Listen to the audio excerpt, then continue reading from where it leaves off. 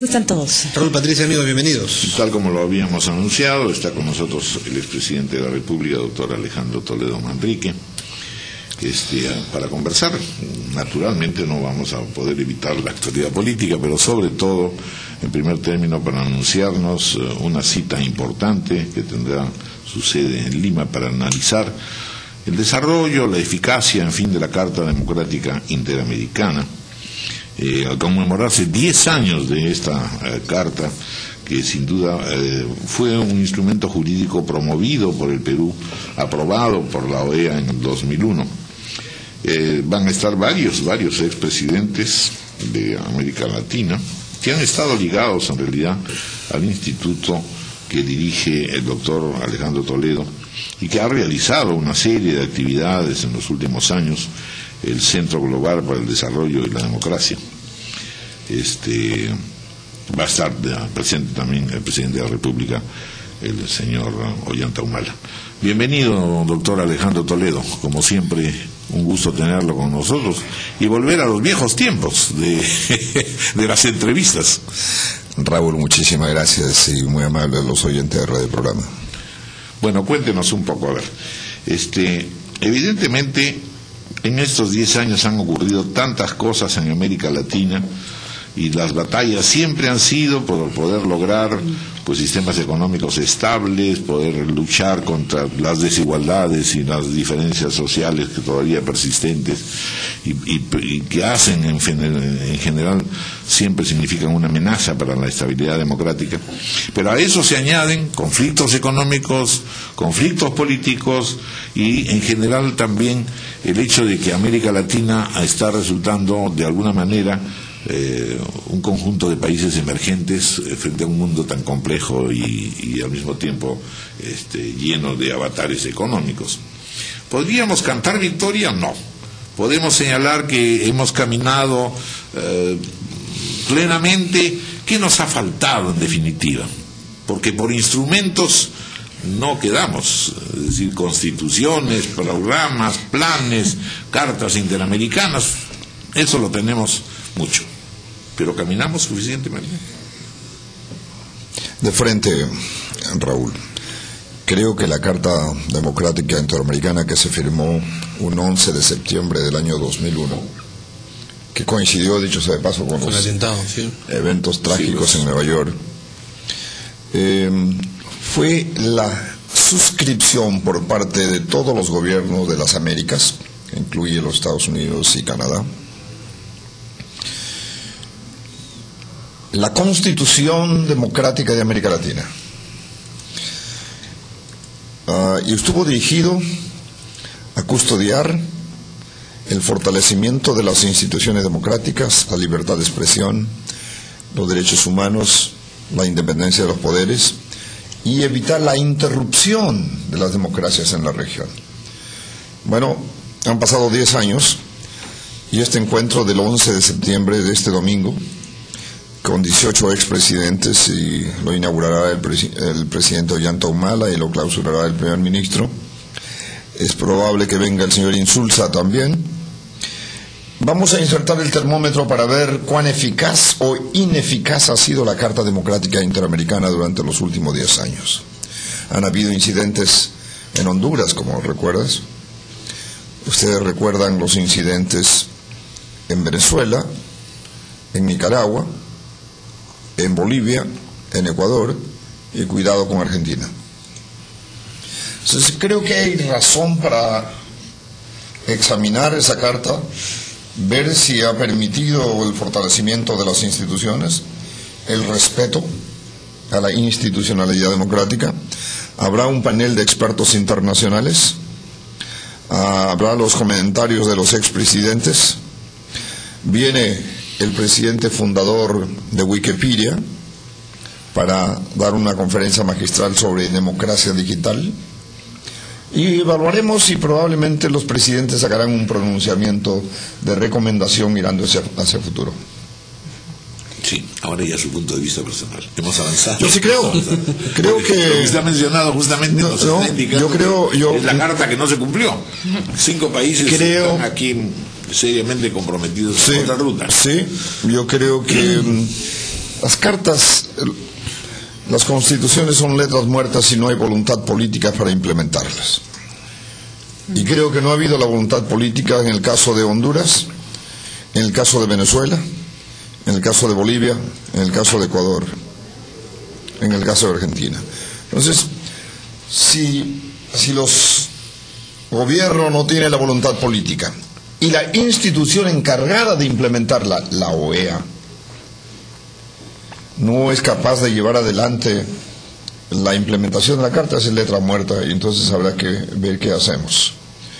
Pero no creo, Raúl, que la carta ha ayudado a fortalecer la democracia.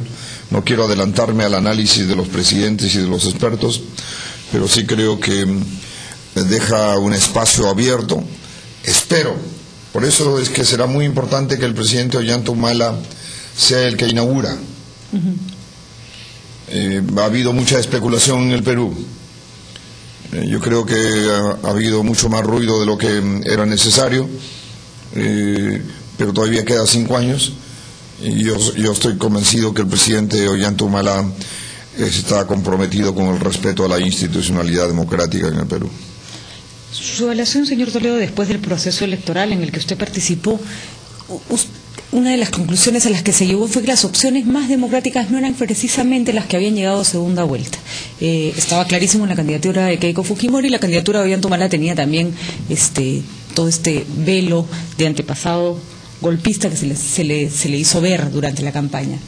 Si concentramos el análisis que acaba de hacer en el caso del Perú, ¿qué ha pasado? Porque recuperó usted una democracia junto con todos los peruanos que costó muchísimo trabajo, y sin embargo 10 años después los peruanos estaban dispuestos a volver a darle una oportunidad al fujimorismo. Por ejemplo, más allá de la carta, ¿qué cosa pasa en países como el nuestro que la democracia no parece ser una forma que cumple con las expectativas de la población? No sé si en términos de economía o en términos también de seguridad u otros aspectos. Tienes absoluta razón. Tienes absoluta razón. Hay baches en la democracia en América Latina. Es cierto que hemos hecho avances sustanciales en los últimos 30 años. Hay más gobiernos democráticos. Hay uno que es abiertamente no democrático. Hay otra manera hipócrita de hacer política. Aquellos que utilizan la democracia para ser elegidos, pero en realidad una vez que son elegidos se quitan la careta y tienen un corazón y una mente autoritaria. Eso me preocupa, porque cambian las reglas del juego para las reelecciones. En el caso del Perú, así lo quiso la población, poner al Perú en una encrucijada inmerecida. Circunstancias que sucedieron durante el proceso electoral. Al final terminó las opciones Ollanta-Fujimori, y en medio jugaba Pedro Pablo Kuczynski, un señor Pepe Cuy, con el apoyo del presidente García, y al final succionaron los votos del centro y terminamos con las opciones de volver al riesgo de los años oscuros de los 90. Yo no le pregunto al candidato, yo le pregunto al expresidente, porque yo creo que las campañas son fortuitas, tienen demasiados elementos que no se pueden controlar y que no necesariamente uno puede medir su impacto en la población o su arraigo en la población a partir de una campaña. Pero usted fue expresidente y usted fue presidente del Perú y usted gobernó y tuvo además en sus manos el instaurar nuevamente un régimen democrático. ¿Qué cosa cree que hizo mal como presidente, no como candidato, que finalmente ese modelo no logró calar lo suficiente para que 10 años después las personas no lo reconocieran? No, bueno, una cosa es los resultados del gobierno, el otro caso es la vinculación de la Carta Democrática y el ejercicio democrático de mi gobierno. Como ex jefe de Estado y en retrospecto uno siempre puede ver las cosas con más claridad.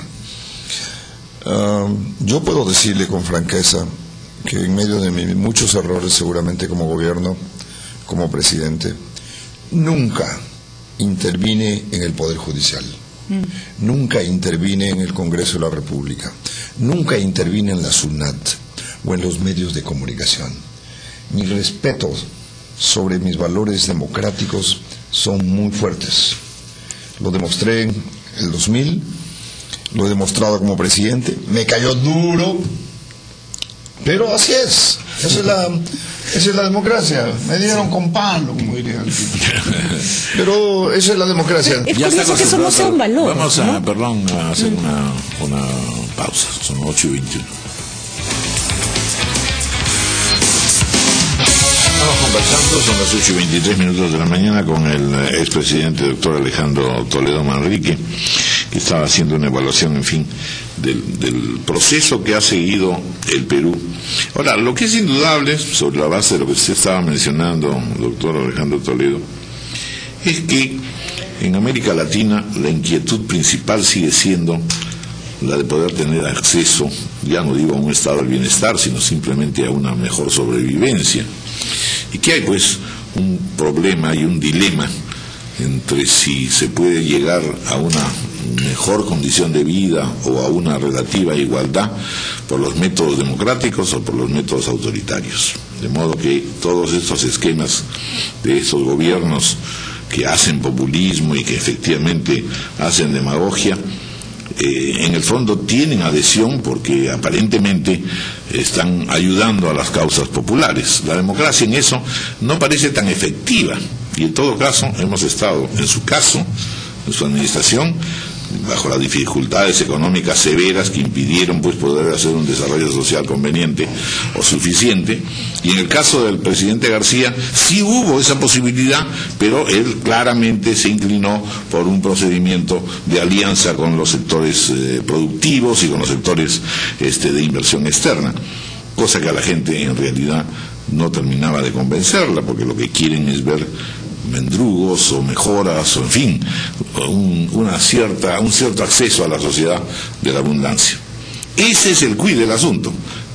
Puede o no ser eficaz la democracia, y lo ha demostrado en algún caso en América Latina, para lograr una mayor equidad social.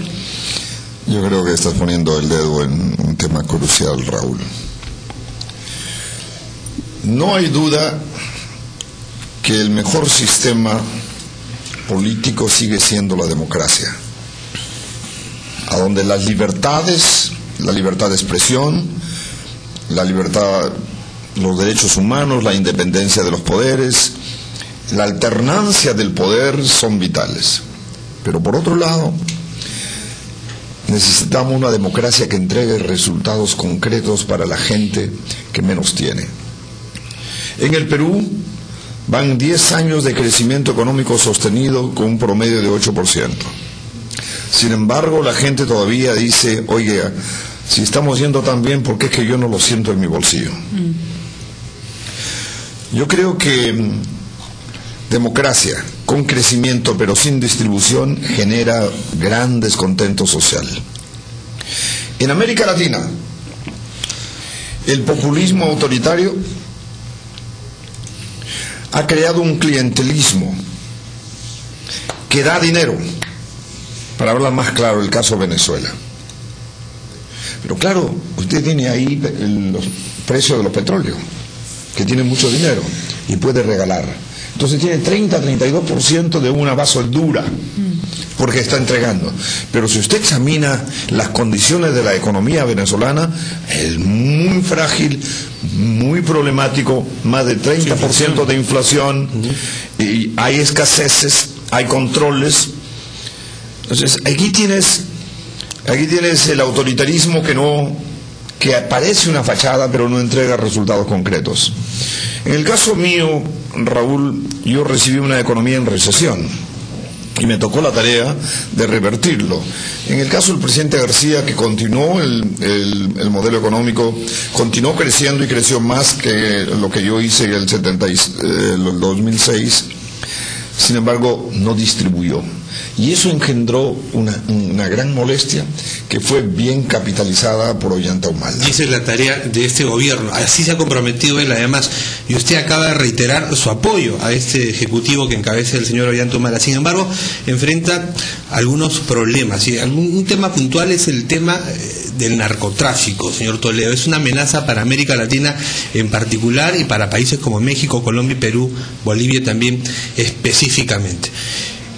¿Qué le parece, o en todo caso, le preocupa a usted como a grandes sectores de la opinión pública nacional lo que está pasando con ese tema en nuestro país, el nombramiento del señor Ricardo Soberón al frente de Vida, los compromisos que él ha asumido en el pasado con el movimiento cocalero, con dirigentes comprometidos, algunos con Sendero Luminoso y el accionar del narcoterrorismo en nuestro país, específicamente el señor Tisserán, que acaba de ser capturado? Yo no voy a entrar a los nombres. Que es responsabilidad del presidente nombrar a sus ministros o los presidentes de Vida. Lo que sí le puedo decir es que abrirle la puerta al narcotráfico o al procesamiento de la hoja de coca para producir cocaína es terrible.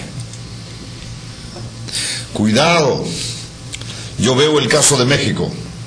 Y por más que el presidente Calderón tenga la voluntad política de entrar a fondo, no lo logra.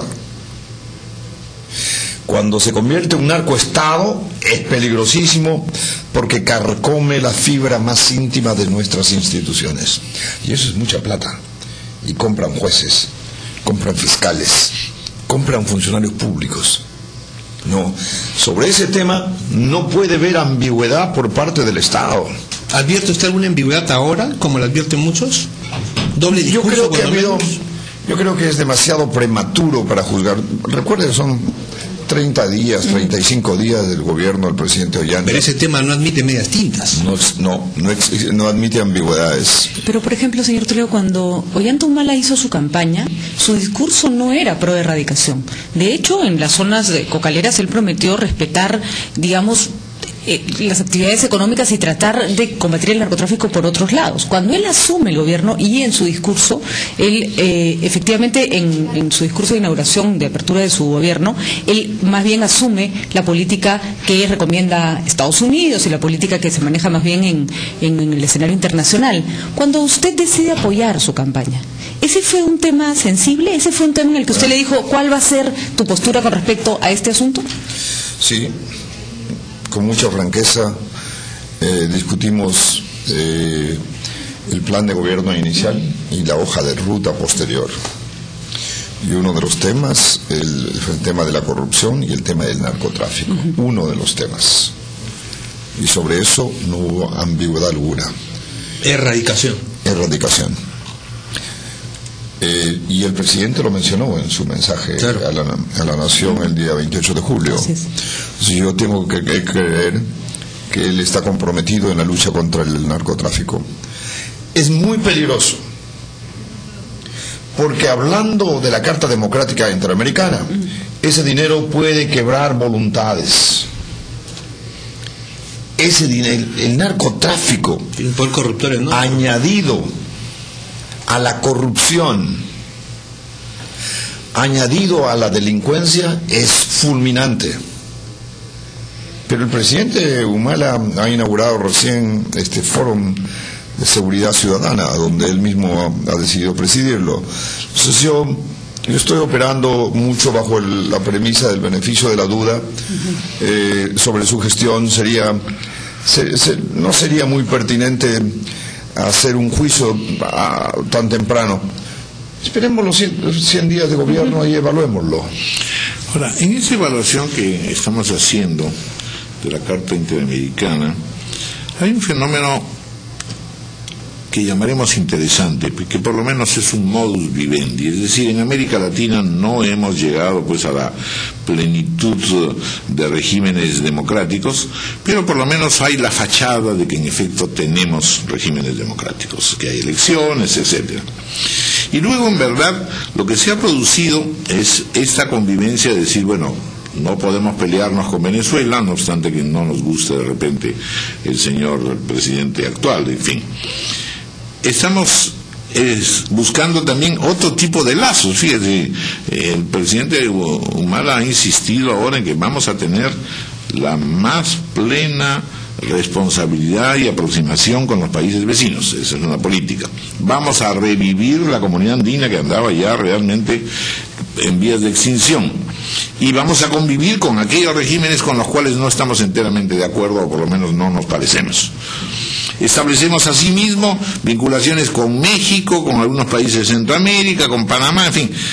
¿Cómo ve usted ese panorama de convivencia y de política interamericana, en donde en efecto la OEA no parece figurar demasiado, no parece variar sus moldes?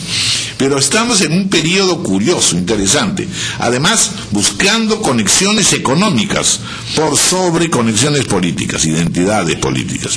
¿Es bueno todo esto? Pareciera que sí, hay por lo menos un panorama prometedor, porque tenemos TLCs, porque tenemos posibilidades de exportación. Brasil sigue siendo una especie de Blancanieves con los enanitos, en fin. A ver, ¿cuál es su visión? Estamos en un instituto global importante. Su visión de América Latina, ¿cómo está evolucionando? Yo creo que el reto que confronta América Latina, un reto que se presenta enfrente a una enorme oportunidad que tiene la región. Nunca como hoy, Raúl, América Latina tiene la oportunidad en sus manos de jugar un rol preponderante en la economía mundial en los próximos 10 a 15 años. Tiene todo. Exportamos materias primas y los precios de las materias primas en el mercado internacional son muy altos. Solo hace dos años la onza de oro estaba a $200, ahora está a $1.900. El cobre está subiendo, todos los minerales están subiendo. América Latina tiene un stock de capital humano que ha construido desde 1960, que si bien es cierto está en una diáspora en el mundo. Si los gobiernos de la región somos inteligentes para recapturar ese capital humano, podemos crear una economía con mayor valor agregado, depender menos de las materias primas, expandir la agroindustria, la manufactura, el turismo, y así seremos menos vulnerables a los factores externos. Entonces, la reflexión tuya, Raúl, es vital. ¿Cómo mezclamos la necesidad de un crecimiento económico sostenido, pero en democracia, con instituciones democráticas fuertes, y que la gente pobre sienta en el bolsillo de que el beneficio del crecimiento le está llegando con más agua potable, desagüe, salud, educación, carreteras, acceso de calidad de educación para sus hijos? Entonces, ¿cuándo construimos una democracia que entregue resultados concretos? Ahora, la institución encargada de implementar la Carta Democrática Interamericana es la OEA, a donde participan los Estados Unidos y Canadá. El señor Insulza debe llamar hoy día para ver si llega para el domingo, pero sé que va a estar aquí el lunes. Entonces, sé que ha habido una gran discusión sobre eso, pero la intersección entre el fortalecimiento de las instituciones democráticas, conjuntamente con el crecimiento económico y distribución, es la fórmula que necesitamos buscar en América Latina. El centro nuestro va a inaugurar el día domingo un instituto latinoamericano de nuevos liderazgos políticos para el futuro. ¿Y cuánto de esto recoge el programa de inclusión social del gobierno del señor Ollanta Humala? ¿Cuánto ha tomado de Alejandro Toledo y su programa de gobierno este ejecutivo? Le voy a pedir disculpas. El año 1994 en el Japón escribí un libro que se llama Cartas sobre la Mesa. Y el primer capítulo es Crecimiento económico con inclusión social. 1994, mucho antes de la elección. Bueno, ya usted ha dicho una expresión que ha sido comentada negativamente, digamos, ¿no? Yo he nutrido en realidad a Humala. ¿No es cierto? Yo no he dicho eso. Le he dado toda la orientación ideológica. Pero no importa, no, lo importante es que se implemente. De acuerdo. Lo importante es que se haga. Sí, y hay recursos. Ahora, una nota. Hay recursos, debemos manejarlo bien, debemos implementar la inclusión social. pero cuidado que viene un factor externo que nos puede golpear muy fuerte. Que ese es el tema que está preocupando ahora al ministro Castillo seriamente, ¿no es cierto? Raúl, francamente, si Europa no logra encapsular la crisis de Grecia, de Portugal, de España, de Irlanda y Italia, y logra expandirse a los Estados Unidos, que todavía es una economía convaleciente, a puertas de un proceso electoral en los Estados Unidos, esa crisis se traslada al Perú, a América Latina, y si no tomamos la medida de precaución, cuidado que podemos quemar las joyas de la abuelita. Doctor Alejandro Toledo, una preguntita bien concreta ya sobre. En realidad, después de ese proceso electoral donde usted lamentablemente perdió, lució entre deprimido y desorientado. Creo que ya esa etapa ha sido superada. Y ahora le quedan dos opciones. Primero, qué es lo que va a hacer en términos políticos. Segundo, la reforma de su partido. Que es interesante, porque el caso es interesante porque, como usted ha visto, todos los que han perdido, con excepción de Perú Posible, están también tan disminuidos que en realidad las alianzas han desaparecido, la representación parlamentaria no tiene ninguna fidelidad a sus partidos o la tiene muy débilmente. En otras palabras, prácticamente estamos sin partidos, fenómeno que es crítico en el caso peruano. Por eso es importante pensar que esa reforma de Perú Posible está destinada pues a tratar de perdurar y de ampliar su base y su fuerza política. Bueno, primero, Raúl, ¿a eso se va a dedicar usted? ¿Qué más va a hacer Alejandro Toledo en términos políticos? Primero, Alejandro Toledo se va a dedicar a profundizar el Centro Global para el Desarrollo y la Democracia, y por eso los invito a todos los oyentes a este domingo a celebrar y a examinar con ojo analítico, crítico, la Carta Democrática Interamericana. Pueden inscribirse. Segundo, puedo confesar en público que yo y mi familia hemos tomado una decisión de cancelar nuestros compromisos permanentes afuera. Debíamos haber salido el 15 de agosto para Stanford. He decidido quedarme en el Perú, por lo menos para un año. Estamos en una reingeniería seria y modernización de Perú Posible. Voy a viajar el Perú entero. Estamos recomponiendo Perú Posible como partido moderno, adecuándolo a las nuevas exigencias del mundo. Las bases con jóvenes, mujeres, hombres, con nuevos elementos como las redes sociales, esta plataforma de Internet. Por eso es que el domingo estará aquí el presidente de Wikipedia para dar una conferencia magistral sobre la democracia digital. Me voy a dedicar a mi partido. Tienes absoluta razón. Es peligroso un país que no tiene instituciones democráticas fuertes, y parte de esa democracia son los partidos políticos. ¿Eso puede ser interpretado como que empieza una campaña rumbo al 2016? Sí, como partido de Perú Posible. Quiero dejar para las nuevas generaciones un instituto de nuevos liderazgos. Quiero identificar nuevos líderes. El partido va a tener el 17 de septiembre un congreso estatutario moderno, rehecho.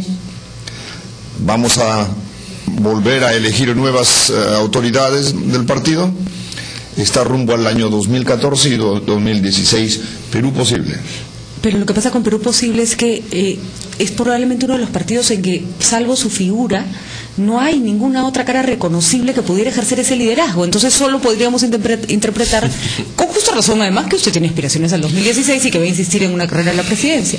Estoy mucho más interesado en enraizar Perú Posible, ponerle nuevos liderazgos.